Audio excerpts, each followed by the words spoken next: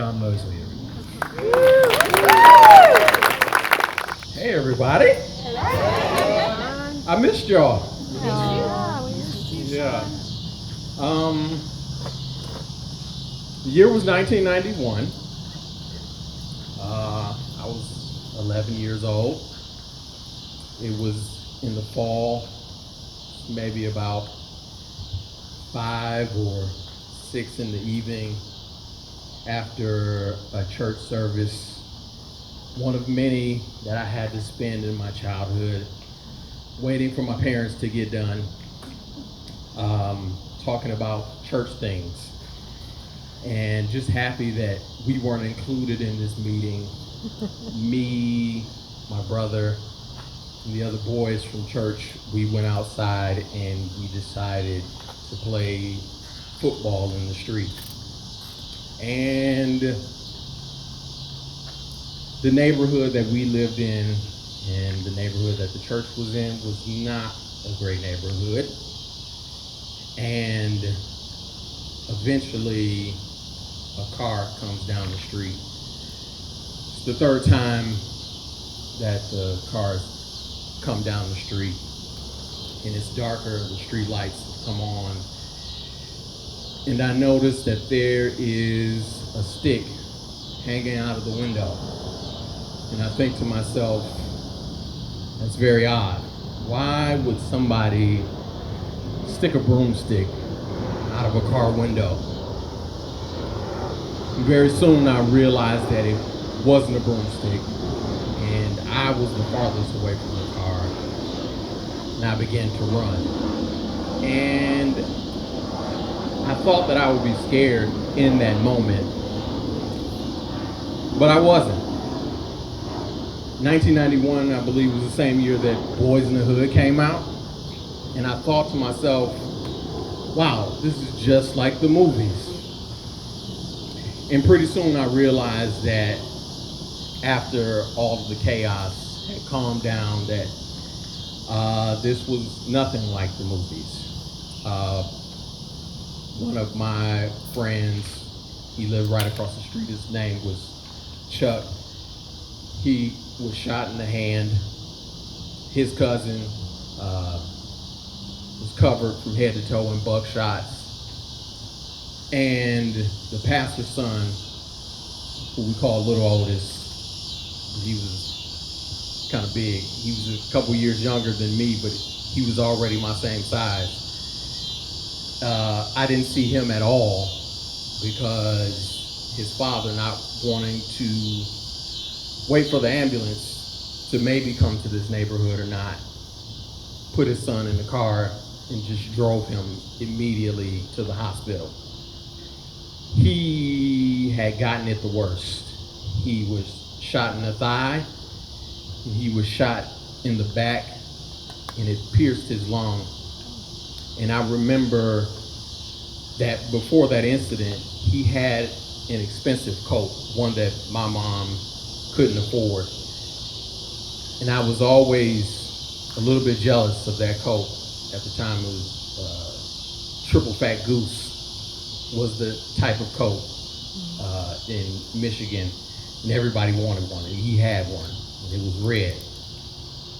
And sometimes I wonder if that was the reason why he got it the worst, because he had that red coat on, and they could see him easier, and he was the easier target. But he was in the hospital, and he survived. And a lot of attention was paid to him. Me and my brother, we didn't get shot, but we had to deal with the after effects type of PTSD or whatever that we didn't get any real treatment or anything like that for. And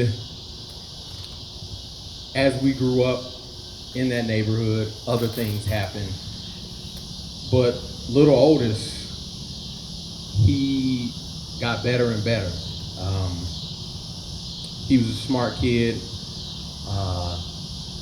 I taught myself how to play drums, and I started playing drums for the church.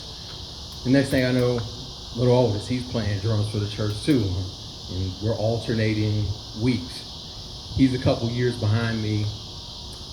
When I go to high school, I'm not good at sports at all, but I try to go out for him anyway, and I'm not good.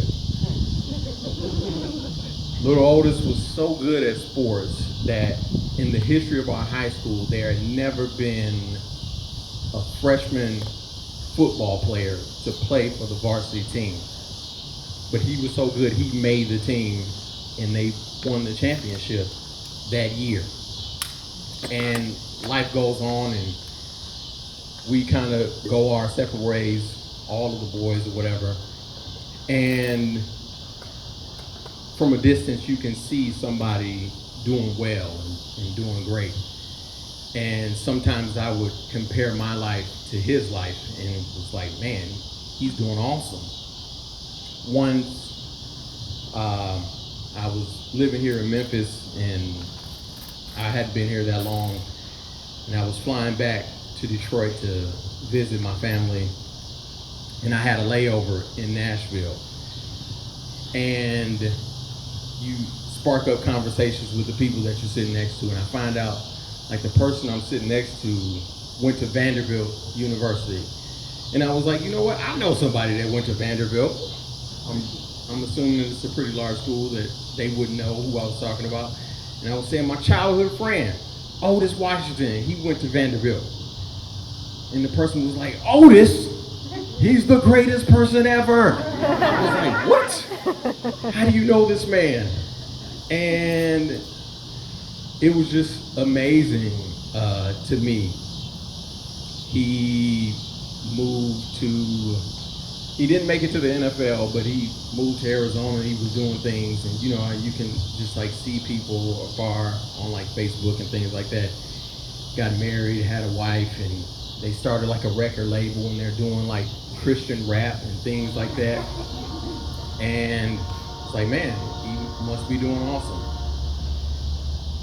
And last year, my sister calls me, and she was like, Otis died. And I couldn't believe it. All those years ago, he was shot, and I didn't, by any means, I wouldn't think that he would survive. And I'm asking her, like, what? How did he die?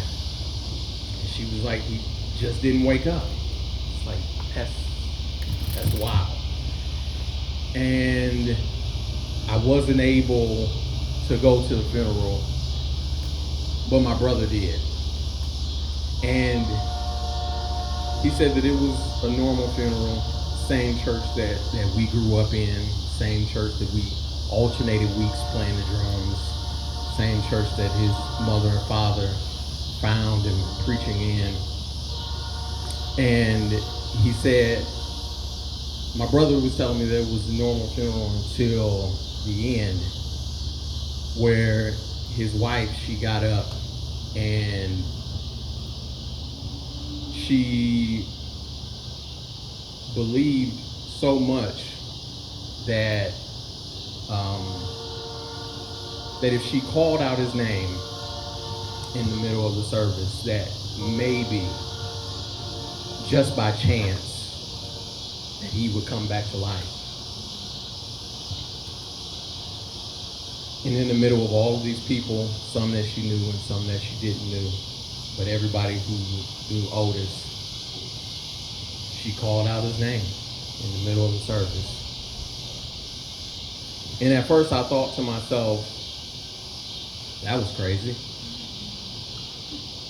But then I began to think about Otis and how he was always one of the best of us, and how we always looked at him and knew that he would go farther and do better than all of us. And I thought about what she did again, and